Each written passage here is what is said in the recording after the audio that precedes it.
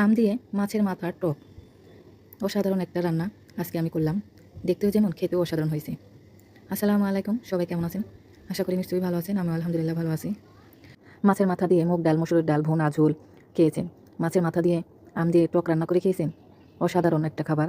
তো মাছের মাথাটা ভালো করে ধুয়ে নিয়েছি। আমার ঘরে আম ছিল 2টা, বেশি ছিল না, 2টাই ছিল। তো 2টা আম কেটে নিয়েছি। আম দিয়ে মাছের মাথা টক রান্না করবো, এর জন্য পেঁয়াজটা কম দিয়েছি।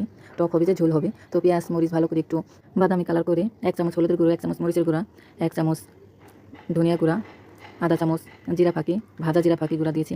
স্বাদ মতো লবণ দিয়ে এখন মাছটা কষাই নিব। 1 পিস মাছ, একটা লেজ আর একটা মাথারাই 2-3 পিস করে কেটে দিয়েছে লোকে। আমি এত বড় মাথা কাটতে পারি না, তো মাছ কেনার সময় কেটে নিয়ে আসছিল। ভালো করে কষিয়ে একটু পানিটা বেশি দিলাম, কারণ যে টক হবে, এটা টকটাই তো মজা। এখন আমগুলো আমি দিয়ে দিব। খুব যে টক হবে তা না, আমের একটা ঘ্রাণ টক টক লাগবে, মাছটা খেতেও খুব ভালো লাগবে।